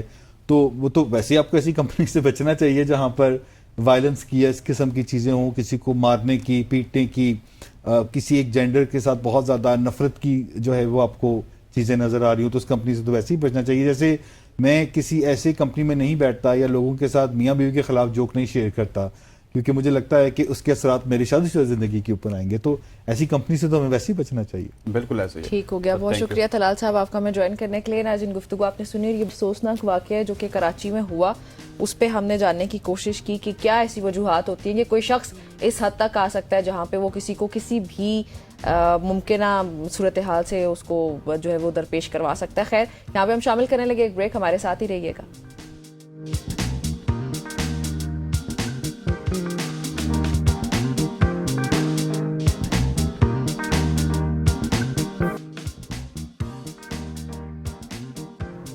वेलकम बैक जी। अब शो में आपको खुश आमदीद कहते हैं और आज हम म्यूजिक के हवाले से बात करेंगे और हमारे साथ मौजूद होंगे इलेक्ट्रॉनिक म्यूजिक क्रिएटर जिन्होंने इलेक्ट्रॉनिक म्यूजिक की दुनिया में अपना मुनफरिद मुकाम बनाया है। मैं बात कर रहा हूँ हादी रजा की, जो अपने तख्लीकी अंदाज और दिलकश बीट्स के जरिए म्यूजिक इंडस्ट्री में अपनी पहचान बना रहे हैं। इनका इलेक्ट्रॉनिक म्यूजिक ना सिर्फ पाकिस्तान में बल्कि बैनुल-अक़वामी सतह पर भी सराहा जाता है। बिल्कुल जी, इसको सराहा जा रहा है और आज हम उनकी कहानी उनकी जुबानी सुनते हैं। हादी हमारे साथ स्टूडियो में मौजूद है। हादी, अस्सलाम वालेकुम। वालेकुम अस्सलाम। How are you doing? I am good. सबसे पहले तो बताएं कि ये कॉन्सेप्ट क्या है इलेक्ट्रॉनिक म्यूजिक का, इसका बैकग्राउंड क्या है और फिर आपकी जर्नी इसमें कैसे स्टार्ट हुई? अच्छा, सबसे पहले electronic dance music basically dance music है। Okay. और ये बेसिकली बनाया जाता है digitally on your laptop. Like इसमें अकूस्टिक्स आप लाइक अकूस्टिकली आप उस तरह से इंस्ट्रूमेंट्स नहीं यूज करते, आप डिजिटली प्रोड्यूस करते हो, बेसिकली अपने लैपटॉप से प्रोड्यूस कर रहे हैं। तो ये म्यूजिक बेसिकली इसका कॉन्सेप्ट बहुत अरसे से 1970s से चलता आ रहा है। स्टार्ट हुआ था with trance music. Trance music लोग सुनते थे और वो इलेक्ट्रॉनिकली प्रोड्यूस होता था और ये बेसिकली डांस करने के लिए होता है। okay. और यूरोप के अंदर, साउथ अमेरिका के अंदर ये बहुत बड़ा कल्चर है और लोग जो है उसको बस नॉर्मली सुनते हैं। ठीक है, तो आपकी जर्नी क्या है? मेरी जर्नी इस तरह से है कि I started learning this when I was 16। Okay. और मैं 16 साल की उम्र से सीख रहा हूँ, मैं अभी तक सीख रहा हूँ। और मैंने अपने एक मेरा बेस्ट फ्रेंड है, मैंने उसके साथ जो है वो डीजिंग स्टार्ट की थी। तो डीजिंग बहुत आसान चीज़ है, अगर आपको म्यूज़िक समझ आ जाए तो आप डीजिंग आराम से कर सकते हैं। डीजिंग is not a big thing. Music create करना इज़ अ बिग थिंग क्योंकि उससे आप अपने आप को डिफ्रेंशिएट कर सकते हैं कि आपकी साउंड क्या है, what you want to put out there. और जिस तरह हर आर्टिस्ट की अपनी एक साउंड होती है, कोई भी जॉनरा ले लें, चाहे रैप म्यूज़िक ले लें, चाहे आप पॉप म्यूज़िक ले लें, चाहे आप जैज़ म्यूज़िक ले लें, कोई भी जॉनरा, हर आर्टिस्ट की एक अपनी साउंड होती है और जो बेसिकली उसकी क्रिएटिव विजन होती है। True. तो वो क्रिएटिव विजन अपनी क्रिएट करने के लिए मैंने आई स्टार्टेड लर्निंग दिस। मैं सेल्फ टॉट हूँ, मैंने कोई इसके बारे में इसके अंदर कोई डिग्री नहीं की, लेकिन जो भी मैंने अभी तक सीखा है वो मैंने खुद सीखा है with YouTube videos, with courses I bought. और पहले मैं रैप म्यूज़िक भी मैं बना लेता हूँ और इलेक्ट्रॉनिक म्यूज़िक भी मैं प्रोड्यूस करता हूँ, मैं रीमिक्स बनाता हूँ। और अभी मेरी अपनी डेब्यू ईपी बेसिकली एल्बम कहते हैं इस जॉनरा के अंदर, वो रिलीज़ हो रही है एक कैनेडियन रिकॉर्ड लेबल के साथ। वाओ। और वो नवंबर 29 को रिलीज़ हो रही है। अच्छा, ये बताइएगा कि इंस्पायर कहाँ से हुए, किससे इंस्पायर हुए? क्योंकि पाकिस्तान में तो इस तरह का इलेक्ट्रॉनिक म्यूजिक का उस तरह से सेटअप नहीं था, कोई बड़ा शख्स नहीं था कि जिससे इंस्पायर होते आप। जी, इंस्पायर इस तरह से हुए हैं हम क्योंकि अभी I have been blessed enough कि अभी मेरे ग्रो होने बड़े होने तक थोड़ा सा पिछले 2-3 सालों में ये होने लग गया है कि बाहर से इंटरनेशनल आर्टिस्ट आते हैं, हम उनके साथ बैठते हैं, मिलते हैं, उनसे सीखते हैं, वो आके इवेंट्स। इंडियन आर्टिस्ट भी बड़ा रोल प्ले कर रहे हैं। इंडियन आर्टिस्ट नहीं, इंडियन आर्टिस्ट तो नहीं आते, बाहर से हम अर्जेंटीना से आर्टिस्ट बुलाते हैं, पोर्चुगल से आर्टिस्ट बुलाते हैं, हम लोगों ने श्रीलंका से आर्टिस्ट बुलाए हुए हैं, जर्मनी से आर्टिस्ट बुलाए हुए हैं। तो all over the world artist आते हैं और आके प्ले करते हैं, हम उनसे बहुत कुछ सीखने को मिलता है। तो उधर से जो है वो मुझे बहुत ज़्यादा, एक जर्मन आर्टिस्ट आई थी कोई 3 साल पहले, एलाइन म्यूज़िक के नाम से, उनका म्यूज़िक मुझे बड़ा इंस्पायर किया था। अच्छा। और कुछ लोकल आर्टिस्ट और भी हैं जिनको मैं पर्सनली जानता हूँ, जिनसे मुझे बहुत ज़्यादा इंस्पिरेशन मिली है। लेकिन इस म्यूज़िक का शौक मुझे बचपन से ही था। मतलब इलेक्ट्रॉनिक वाली साइड पे चले गए, लेकिन म्यूजिक का शौक था बचपन जी, से। बचपन से ही था। ठीक हो गया। अच्छा, आपको अभी लगता है कि पाकिस्तान में बहुत से चैलेंजेस का सामना करना पड़ा आपको? पाकिस्तान में इस तरह के चैलेंजेस को बहुत ज़्यादा सामना करना पड़ता है, क्योंकि हम लोग कोई अब यूजली जो है वो पाकिस्तान में इस तरह की चीज़ को बहुत ज़्यादा नेगेटिव माना जाता है। Exactly. क्योंकि हमारा एक कल्चर नहीं है, ये यूरोपियन कल्चर है या अमेरिकन कल्चर है। हमारे कल्चर में इस तरह से ये इस चीज़ों को, स्पेशली डांस को, या ओपनली इस तरह प्रमोट नहीं किया जाता।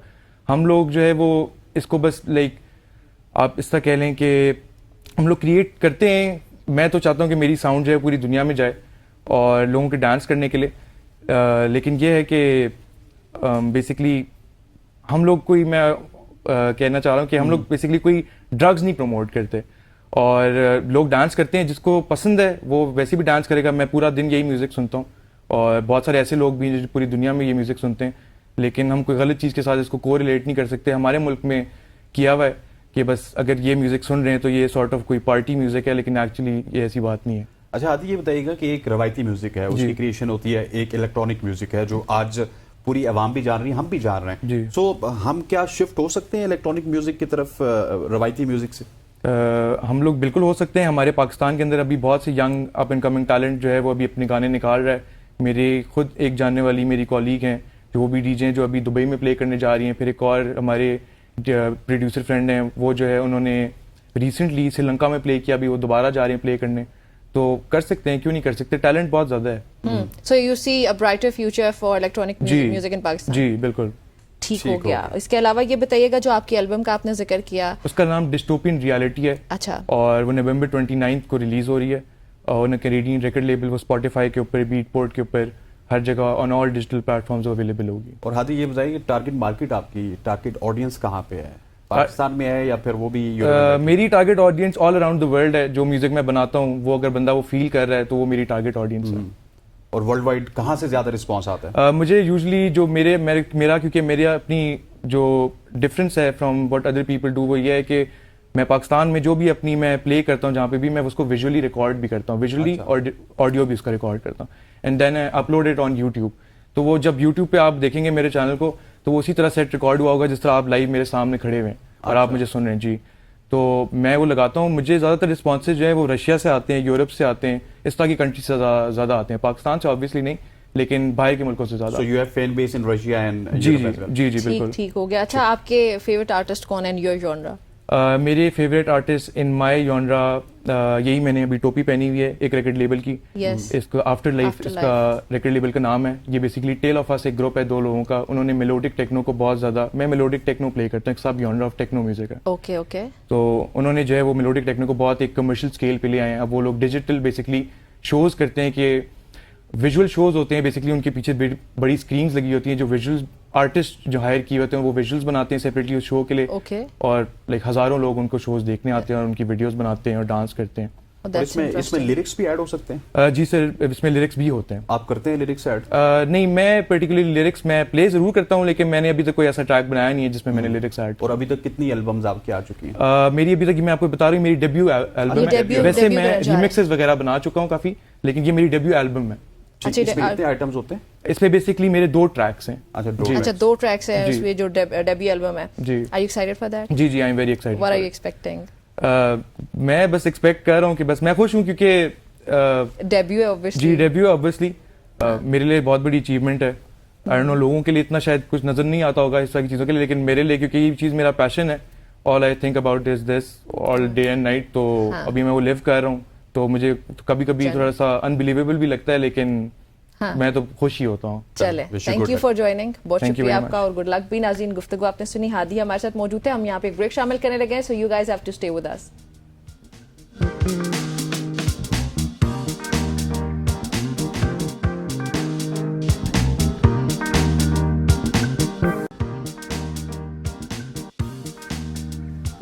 Welcome back to show. अब हम बात करेंगे आपके फेवरेट सेगमेंट एस्ट्रोलॉजी के हवाले से, और अब देखते हैं कि फल्कियात क्या कहती हैं।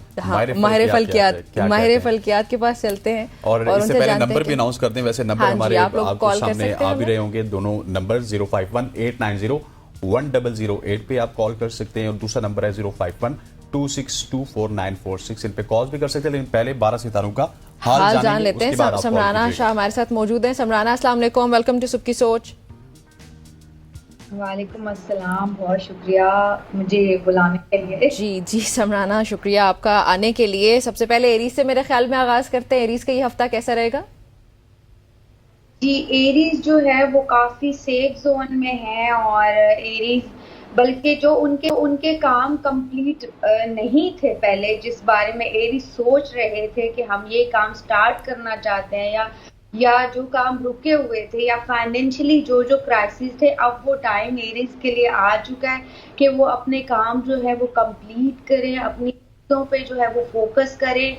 जिसे कहते हैं ना, प्लैनेट्स बिल्कुल एरीज की फेवर में हो गए हैं हर तरह से, तो एरीज जो है वो काफी सेफ जोन में है और वो खुश हो जाए। अरे वाह। टॉरस पे आते हैं फिर, हसनैन का स्टार्ट। जी, के बाद अगर टॉरस पे आए हैं तो टॉरस जो है वो प्लीज अपने खाने पीने के मामलात को लेके जो है वो थोड़ा सा जो है सिक्योरिटी के साथ चले, बिकॉज हेल्थ का कोई इशू हो सकता है। आप लोग अवॉइड करें चिकनाई की चीजें, या फिर बाहर का जो खाना है वो फूड आप लोग अवॉइड करें और हेल्दी खाने की तरफ जाएं तो ज्यादा बेहतर है। बाकी फैब्रिकेटेड चीजें बहुत ज्यादा टॉरस करते हुए नजर आ रहे हैं। प्रैक्टिकल इन्वॉल्वमेंट उनकी जो है वो 0% है, लेकिन टाइम फिर भी जो है वो उन लोगों को सपोर्ट कर रहा है। तो आप इस टाइम का फायदा उठाएं और थोड़ी सी प्रैक्टिकल इन्वॉल्वमेंट दिखाएं तो काफी बेहतर रहेगा। जो ये वीक जो है पूरा टाइम सिर्फ हमें खाने के हिसाब से सपोर्ट नहीं कर रहा, बाकी फाइनेंशियली बताइएगा या स्टूडेंट्स के हवाले से बताइएगा जो टॉरियंस हैं। फाइनेंशियली अभी काफी अच्छे जा रहे हैं, बिकॉज जब टाइम सपोर्ट कर रहा होता है ना, तो मैं एक अगर लिमिटेड चीज का बताती हूँ तो मतलब उसी चीज पे थोड़ा सा फोकस करना पड़ेगा। बाकी जो चीजें हैं वो ऑलमोस्ट आप फेवर में जा रहे हैं। फाइनेंशियली अगर स्टूडेंट्स हैं तो हार्ड वर्किंग कर ले, जैसे मैंने पहले कहा कि सोच समझ के जो है वो मेहनत करके ही काम होगा। ख्वाबों ख्यालों में से थोड़ा सा बाहर आ जाए। चले, जेमिनाइज का ये कैसा रहेगा? निम्रा का ये हफ्ता कैसा रहेगा? जेमिनाइज का मतलब होता है निम्रा का हफ्ता कैसा रहेगा? अच्छा, जेमिनाइज भी काफी 2-3 मंथ से ही बहुत अच्छे स्पोर्ट में है सितारे। बार बार इंडिकेशन ये आती है कोई ख्वाहिश पूरी होने की इंडिकेशन है। अगर तो जॉब स्विच करना चाहते हैं तो अच्छा टाइम है। अगर आप जो स्टूडेंट हैं इस टाइम पे वो उनके लिए बड़ा सपोर्टिव टाइम चल रहा है। अगर कुछ लोग शादी मंगनी या इस तरफ आना चाहते हैं तो वो टाइम बड़ा सपोर्टिव है, सितारे बड़ा साथ दे रहे हैं, तो अच्छा टाइम है। शादी मंगनी जिन लोगों को कोई पसंद है इस टाइम पे आपके पेरेंट्स पसंद ही तो नहीं है समझाना, बट चले जिनको पसंद है उनको कर लेनी चाहिए मेरे ख्याल में। इनको पसंद कर ले, अगर इनको कोई पसंद नहीं है तो बिल्कुल है, सही है। चले ठीक है, नेक्स्ट स्टार पे आते जी। कैंसेरियंस का ये हफ्ता कैसा रहेगा? कैंसेरियन प्लीज आप लोग जो है वो सोचों से बाहर आ जाए, ख्वाबों से बाहर आ जाए। वही बात है, प्रैक्टिकल इन्वॉल्वमेंट काफी कम लगती है। कारोबारी हवाले से शायद थोड़ी मुश्किलें आपको पेश आए, या फाइनेंशियली थोड़ा कैलकुलेटिव आपको चलना पड़ेगा, क्योंकि जो है वो सितारे इतनी अच्छी स्ट्रॉन्ग पोजीशन में आपको नहीं दिखाते। और खास तौर पे इमोशन वाइज आपको बहुत ज्यादा बैलेंस तरीके से चलना पड़ेगा। अगर आप बैलेंस नहीं करेंगे तो आप जो है वो सरासर नुकसान उठाएंगे, और अपने मुंह को भी थोड़ा सा जिप अप करके रहना पड़ेगा जॉब एरिया में। अच्छा, नेक्स्ट स्टार की जानिब चलते हैं जी। लियोज के हवाले से बताइएगा, लियो का अगला हफ्ता कैसा रहेगा? अच्छा जी, लियो भी ना पिछले काफी टाइम से बड़ा ब्राइट चल रहे थे, अच्छे चल रहे थे, सेफ जोन में चल रहे थे, लेकिन अभी हेल्थ के हवाले से जो है वो रेड फ्लैग्स दिखते हैं। लियो के मूड्स के हवाले से रेड फ्लैग्स दिखते हैं, मोहब्बत के हवाले से रेड फ्लैग्स दिखते हैं।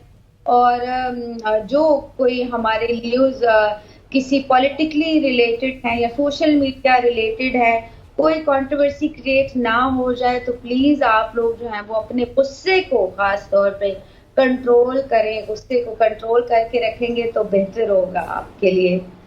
ठीक, अगले स्टार की जानिब चलते हैं, विर्गोस के हवाले से बताइएगा।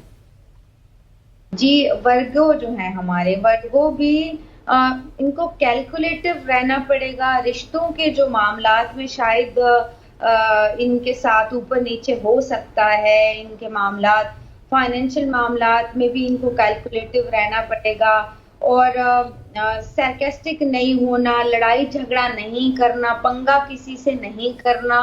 अच्छा जी, ट्रैवलिंग इस टाइम पे ये करेंगे तो बहुत अच्छा, ट्रैवलिंग करें, अपने आप को थोड़ा बिजी रखें और पॉजिटिव एक्टिविटीज में रहें। शायद ये मैनिपुलेट हो सकते हैं या नेगेटिव जोन में जा सकते हैं वर्गोस।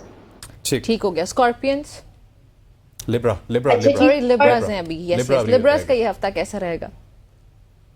लिब्रा, तो लिब्रा जो है हमारे वो भी सेफ जोन में है, लेकिन डिसीजन मेकिंग में वो बिल्कुल पहले वैसे भी लिब्रा 0 होते हैं और अभी भी उनका ये चल रहा है कि उनको बैलेंस करनी पड़ेगी, अपनी चीजें सॉर्ट आउट करनी पड़ेंगी। आपको इनिशियली स्टेप्स लेना पड़ेंगे। आपको जो भी चीज आप करना चाह रहे हो उस मामले में ब्रेव हो कि आप लोग इस टाइम पे डिसीजन लें और बहुत ही जो है वो आपके लिए अच्छा रहेगा कि आप अपनी पुरानी चीजों को भी इस टाइम पे सॉर्ट आउट कर सकते हैं। ठीक हो गया। नेक्स्ट स्टार की जानिब चलते हैं, स्कॉर्पियो। स्कॉर्पियो जो है वो इस टाइम पे बहुत ही जॉब एरिया में मोहतात रहना पड़ेगा। वो लॉनली फील करेंगे, काफी डिप्रेशन में जा सकते हैं और शायद स्कॉर्पियो को ये लग रहा है कि वो बस jack of all the trades हैं और उनकी सारी चीजें वो खुद अकेले हैंडल कर सकते हैं, लेकिन ऐसा नहीं है। थोड़ा सा मोहतात रहें स्कॉर्पियन और अपने आप को थोड़ा मोटिवेट करें और पॉजिटिविटी की तरफ आए तो बाकी जो है उनके लिए हफ्ता सेफ है। सितारे जो है वो सेफ दिखते हैं। चलें जी, सजिटेरियस की तरफ आते हैं। सजिटेरियस जी, सजिटेरियस जो है वो शादी के मामलात में अभी कुछ है तो डिले कर दें। इन्वेस्टमेंट कुछ बड़ी करना चाहते हैं, कोई लीगली वर्क है, पेपर वर्क है, तो उसको सोच समझ के आप लोग करें। दोस्तों में टाइम स्पेंड करें, ट्रैवल करें और थोड़ा सा माइंड को इस टाइम पे रिलैक्स कर लें तो वो ज्यादा बेहतर रहेगा, क्योंकि काफी स्ट्रेसफुल लग रहे हैं हमारे सजिटेरियस इस टाइम पे। ठीक हो गया। नेक्स्ट स्टार की जानिब बढ़ते हैं, कैप्रिकॉन।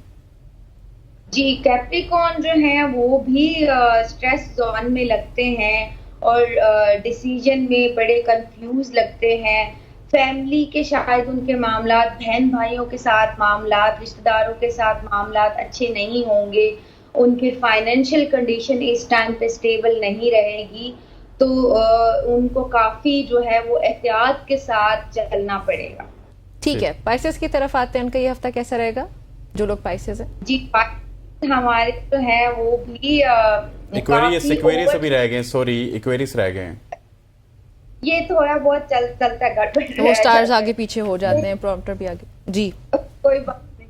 इक्वेरियस भी जो है वो लॉनली फील कर रहे हैं। मैं इक्वेरियस को खास तौर पे वार्निंग देना चाहूंगी कि टॉक्सिक लोगों से जो है आप बचें। इस टाइम पे आप जोन आउट हुए हुए हैं, आप एंटी सोशल हुए हुए हैं और कुछ लोग आपकी जिंदगी में जैसे हासिदीन और इस तरह के टॉक्सिक लोग आपकी जिंदगी में शामिल होते हुए दिख रहे हैं, तो प्लीज अपने अकेले होने का जो अपने आप को फोकस करें।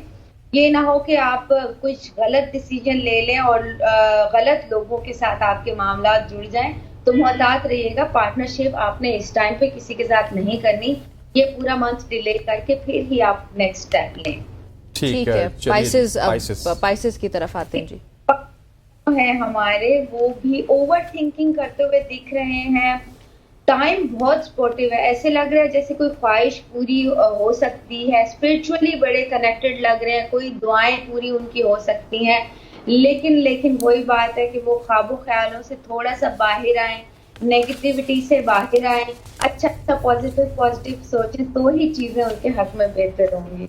चैलेंज ठीक हो गए, सितारे हो गए। हमारे साथ मोहम्मद फारूक साहब मौजूद हैं कराची से। जी फारूक साहब, सवाल पूछिएगा। वालेकुम जी। वालेकुम सलाम। मेरा नाम मोहम्मद फारूक है। डेट ऑफ बर्थ 18 अक्टूबर 1967। 1967, 18 अक्टूबर। जी बताइएगा सवाल।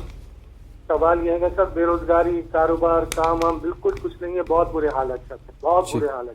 ठीक, अभी पूछते हैं समराना, 18 अक्टूबर 1967 इनकी डेट ऑफ बर्थ है। ये पूछ रहे हैं कि बेरोजगारी है, काम वगैरह कुछ भी नहीं है, हालात खराब हैं, सो कब तक इनके हालात ठीक होंगे?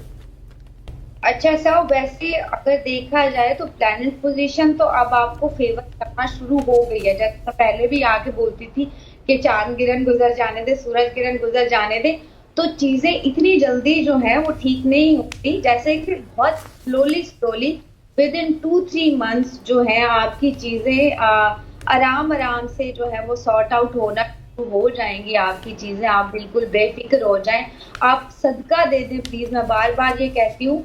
और रिस्क के लिए और नौकरी के जो हसूल के लिए है वो या रज़ाकू का अगर विद करेंगे आप, उठते बैठते, कोई वो नहीं है इसका, जैसे काउंट नहीं है, तो आपकी चीजें इंशाल्लाह जो फाइनेंशियली आपके मामला हैं वो ठीक होना शुरू हो ठीक है। एक और कॉलर है हमारे साथ, उज़मा लाहौर से। उज़मा, अस्सलाम वालेकुम, वेलकम टू सुबह की सोच। प्लीज सवाल पूछिएगा डेट ऑफ बर्थ के साथ। मैंने अपने भाई और अपनी बहन के लिए पूछना है। बहन का नाम है आलिया जी, और उसकी तारीख है 3/8/1973। उनको ना दांतों का मसला है, बता दे कोई तुम ज्यादा खतरनाक बीमारी तो नहीं बन गई? किसका और मसला है? मेरे भाई की तारीख क्या? मसला क्या है? दांतों का मसला, दांत ज्यादा खराब हो गया। सेहत अच्छा। के बारे में बता दे। और उनकी सेहत से भाई बता का दे। नाम ठीक, सेहत के मसाइल हैं। जी, ठीक है। सेहत के हवाले से बताइएगा समराना। 3/8/1972। अच्छा जी, जैसे कि नाम भी बताया इन्होंने आलिया, तो सेहत के हवाले से अब पोजीशन इनकी इंशाल्लाह बेहतर होना शुरू हो जाएगी। मैं बार बार यही कहती हूँ कि जब भी सेहत के मामलात आपके गड़बड़ होते हैं तो फिर जो है वो अल्लाह के साथ ट्रेड कर लें। सदका जो है वो लाजमी आप दें। हर थर्सडे के डे में जो है आप सदका दें, किसी गरीब को खाना खिला दें। चीनी कुछ, चाहे इतनी सी भी, आप अंडा एक ले लो, चीनी ले लो, वही आप किसी नीडी को, किसी गरीब को अगर दे देंगे तो सेहत के मामलात अच्छे हो जाएंगे। एक अल्लाह ताला का नाम बड़ा स्ट्रॉन्ग है, या बदीऊ, ये अगर पढ़ ले, अगर खुद नहीं पढ़ सकते, वो बीमार हैं, तो कोई और पढ़ के जो है वो उन पे दम कर दे तो काफी इंशाल्लाह बेहतरी होना शुरू हो जाएगी। ठीक, हमारे साथ मौजूद है अनम फातिमा कराची से। अनम, आपको खुशामदीद कहते हैं। डेट ऑफ बर्थ के साथ सवाल बताइएगा। टीवी का वॉल्यूम बंद कर दें प्लीज। जी वालेकुम सलाम जी, डेट ऑफ बर्थ बताइएगा और टीवी का वॉल्यूम प्लीज बंद कर दें, फोन पे बात करें। चल इनकी 3 अक्टूबर 1993 है। 3 अक्टूबर 1993। सवाल क्या है? सवाल पूछिएगा। जी, मेरा सवाल ये है कि मैं अपने स्वास्थ्य के बारे में पूछना चाहती हूँ। मेरी 3 बेटियां हैं, तो क्या मतलब मेरे साल में ऐसा है कि मुझे बेटा हो जाए? ठीक हो गया। 3 अक्टूबर 1993 इनकी 3 बेटियां हैं, क्या इनका एक बेटा हो सकता है? इनके स्टार में कुछ ऐसी चीज है तो बताइएगा प्लीज।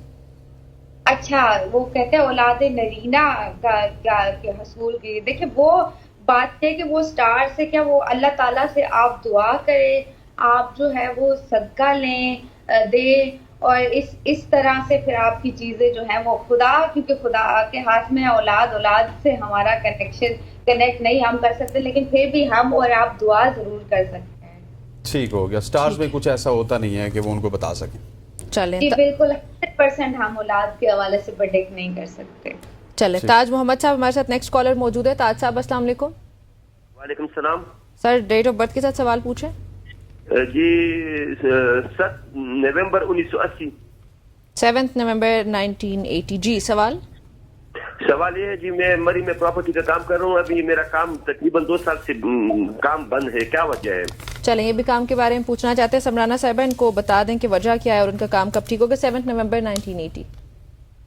अच्छा जी, अब सूरज देखे ट्रांजैक्ट हो गया, तो इनके जो काम में रुकावट है उसका ज्यादा से ज्यादा जो ड्यूरेशन है वो 2.5 साल का लगता है। अभी 2 ईयर हो गए हैं, और हाफ जो ईयर है ना वो इनका और भी रहता है। बिकॉज क्या होता है, जब राहु की प्लेसमेंट गड़बड़ होती है बर्थ चार्ट के अकॉर्डिंग, तो आपके जो काम होते हैं वो ऑलमोस्ट 2.5 साल तक जो है वो रुक जाते हैं या स्टक हो जाते हैं। मैं बार बार फिर ये कहती हूँ कि इससे बचने का जो सोल्यूशन होता है, बिकॉज बीइंग अ मुस्लिम हम लोग का ईमान है, हमारा बिलीव है अल्लाह ताला पे, तो सदका और दुआ आपको इन चीजों से बाहर लेके आ 6 महीने का ये बाहर- ड्यूरेशन।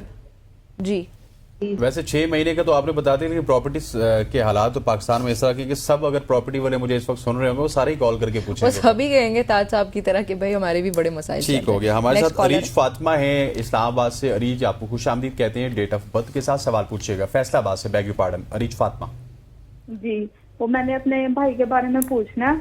उसकी डेट ऑफ बर्थ है 23/1/2000 पूरा। 23/1/2000 पूरा। सवाल क्या है? जी, वो उसके रिश्ते के बारे में थोड़ी बात करनी है, तो क्या वो इस बार हफ्ते में वीक में करें तो ठीक रह जाएगी? ठीक, थैंक यू सो मच जी। क्या करना 23/1/2000 इनकी बाई की यूं में पैदाइश है, डेट ऑफ बर्थ है। इनका रिश्ता इसी इसी हफ्ते में। हफ्ते वो करना चाह रहे हैं, तो क्या इस हफ्ते करना चाहिए? अच्छा रहेगा। मैं अगर इस हफ्ते ये रिश्ता या शादी की जो बात है तो 2024 इनके डेट ऑफ बर्थ के हिसाब से तो इनको कॉम्प्लीमेंट करता है, तो बिल्कुल जरूर बिस्मिल्लाह करें, बाकी अल्लाह ताला बेहतर करेगा इंशाल्लाह। चलें, बिस्मिल्लाह करें, अल्लाह ताला बिस्मिल्लाह बेहतर करें। अरीज फातिमा थी हमारे साथ। जी। ठीक, चलें, इनको तो जवाब मिल गया होगा। बाकी समराना, ये बताइएगा कि हमारे मुल्की हालात के हवाले से क्या अच्छा, कोई अल्लाह ताला बड़ी अच्छी खुशखबरी है कि हम अब प्रॉस्पेरिटी की तरफ जा रहे हैं, अब बेहतरी की तरफ जा रहे हैं। जो महंगाई वाला हमारे ऊपर एकदम से बर्डन था वो अब बहुत ही हमारे प्लैनेट पोजीशन हमें सपोर्ट करना शुरू कर दिया है, तो अभी काफी अच्छा टाइम हमारा अच्छा, चले। हमारे साथ एक कॉलर है, नाम बताइएगा प्लीज। फारूक अली खान है तलागंग से हमारे साथ कॉलर मौजूद है। अस्सलाम वालेकुम सर, डेट ऑफ बर्थ के साथ अपना सवाल पूछ लीजिएगा। 14 फरवरी 1995 बेटे की। 14 फरवरी क्या बोला? 1995 जी। सवाल पूछिएगा सर। बस ये उसकी बेटी को रिश्ता नहीं मुनासिब मिल रहा। बेटे का या बेटी का पूछ रहे हैं? बेटे का। अच्छा, ये इनके बेटे की डेट ऑफ बर्थ है 14 Feb 1995। उसका रिश्ता नहीं हो रहा समराना। अच्छा जी, रिश्ता। अच्छा, जब ये रिश्ते वाला जब भी मामला आता है तो क्या होता है, मैंने पहले भी बोला कि शायद प्लैनेट पोजीशन ऐसी कुछ स्टक हुई होती है, प्लैनेट्स इस तरह से ट्रांजिट हुए होते हैं कि आपकी चीजें रुक जाती हैं। वाहिद उनसे बचने का तरीका है, आप अपने बेटे को कहें या आप लोग खुद या लतीफ हो या वदूद हो, ये आप उठते बैठते दो, अल्लाह ताला के नाम है, बहुत पावरफुल है ये रिश्ते के लिए जो है। रिश्ता जिन बच्चियों का नहीं हो रहा है, और सूरह नूर एक हमारे पास है, जिन बच्चियों का रिश्ता नहीं हो रहा वो सब लोग इससे फायदा उठा सकते हैं। इंशाअल्लाह ताला रिश्ता हो जाएगा। 2025 में जाके ज्यादा चांसेस बन रहे हैं इनके रिश्ते के। ठीक हो गया। सवेरा हमारे साथ मौजूद है राजनपुर से। जी सवेरा, डेट ऑफ बर्थ के साथ सवाल बताइएगा। अस्सलाम वालेकुम। वालेकुम सलाम। 12 मई 2000। 12 मई 2000। सवाल क्या आपका? जी, मुझे अपने स्टार के बारे में पूछना है, एजुकेशन, शादी, वो सब के बारे में, मतलब मैं पूछना चाह रही हूँ ये सब चीजों के बारे में। 12 मई 2000 ये टॉरियंस बनते हैं। जी जी जी जी, सही है। तो अगर आपकी शादी के हवाले से देखा जाए, अभी मैं तो कहूंगी कि आप ये वाला ईयर तो स्किप कर दे तो ज्यादा अच्छा है। प्रॉस्पेरिटी आ रही है, आपकी एजुकेशन भी बेहतर रहेगी। 2025 जो है वो आपके लिए ज्यादा बेहतर रहेगा कंपेरेटिव टू ये वाला जो साल है 2024। ये जैसे ही गुजर जाता है तो 2025 में इम्कानात हैं, आपका रिश्ता होने के भी इम्कानात हैं, आपकी एजुकेशन के हवाले से भी आप स्टेबल रहोगे, फाइनेंशियली भी स्टेबल रहोगे, सेहत के हवाले से भी आप जो को बेहतर फील करेंगे और बेहतर रहेंगी इंशाल्लाह ताला। ठीक है सवेरा, तो अब इंतजार करेंगे कि ये जो 2 महीने रह चुके इस साल के वो जल्दी से गुजर जाएं बस। बीना अशरफ हमारे साथ मौजूद हैं। जी कहाँ से? अस्सलाम वालेकुम बीना। वालेकुम सलाम जी। मैंने पूछना है कि मेरी ना शादी भी हुई है और बच्चे भी हैं, तो मैं बीमार रहती हूँ, तो इसके लिए बताएं कि भी आइंदा आगे बुढ़ापे में भी ठीक रहूं, और उसके लिए बताएं कि मतलब बुढ़ापा भी खुशहाल रहे और सेहत तंदुरुस्ती रहे। डेट ऑफ बर्थ तो बता दें। 16 जुलाई 1976। 16 जुलाई 1976 इनकी पैदाइश है। बच्चे भी हैं, बेटियां भी हैं, लेकिन अपनी सेहत को लेकर तशवीश का इजहार कर रही है। क्या ये बुढ़ापे में भी सेहतमंद रहेंगे? जी इंशाल्लाह इंशाल्लाह। देखिए अल्लाह पे भी बिलीव होना चाहिए, सितारे भी उल्टी चालें चलते हैं, शरारतें करते हैं, बट खुदा पे भरोसा और बिलीव भी आपका होना चाहिए। आप घर पे सूरह बकरा की जो 2 लास्ट आयात हैं अगर वो पढ़ना शुरू कर देंगी तो आप इंशाल्लाह खुद ब खुद हमें फोन करके बताइएगा भी सही, आपके सेहत के मामलात जो हैं वो बड़े अच्छे बैलेंस हो जाएंगे और आपकी सेहत आहिस्ता आहिस्ता जो है वो रिकवर होना शुरू हो जाएगी। चलें जी। और बीना साहिबा अच्छा खाना पीना खाएं, अपनी सेहत का ख्याल रखें, डाइट का ख्याल रखें, वर्जिश करें तो भी आप बुढ़ापे में बेहतर रहेंगी। नियाज साहब हमारे साथ इस्लामाबाद से। जी नियाज साहब सवाल कीजिएगा डेट ऑफ बर्थ के साथ। नियाज साहब आपको आवाज आ रही है? जी जी जी सवाल कीजिएगा। सर जी मेरे 3-4 भतीजे हैं, एक भतीजी है, 5 हैं, उनके रिश्ते नहीं हो रहे। अच्छा सबके रिश्ते नहीं हो रहे? सबके नहीं हो रहे तो फिर डेट ऑफ बर्थ किसी एक की बता दे, चलो उसका बता देते हैं हम आपको। नाम तो मैं बता सकता हूँ, डेट ऑफ बर्थ तो मालूम नहीं। नाम के ऊपर नहीं हो सकता। नियाज साहब थैंक यू सो मच। कोई बात नहीं, नाम से हम अच्छा नाम बताइएगा। नाम बताइएगा। नाम एक का नाम बासित है। बासित? हाँ जी। वादा का नाम सकीना बीबी है। ठीक हो गया। वालदा का नाम सकीना बीबी। चलें ठीक है, बहुत शुक्रिया। ठीक हो गया। अब जल्दी से बताइएगा समराना, वक्त खत्म हो रहा है। जैसे कि ये कहते हैं कि हमारे पूरे घर पे ही इस तरह है, स्टक है, या इसको कह सकते हैं बदनजर का है। मैं इनसे ये कहूंगी कि ये तीसरा कलमा जो है वो बहुत ज्यादा रिसाइट करे और सूरह नूर जो है वो बहुत ज्यादा रिसाइट करें तो इंशाल्लाह इनके मामलात जो है वो बेहतर हो जाएंगे। बहुत शुक्रिया समराना में ज्वाइन करने के लिए। नाज़रीन गुफ्तगू आपने सुनी, सभी हमारे साथ मौजूद थी। ये थी हमारी आज की सुबह की सोच। इंशाल्लाह आपसे कल मुलाकात होती है। इजाजत दीजिए, अल्लाह हाफिज।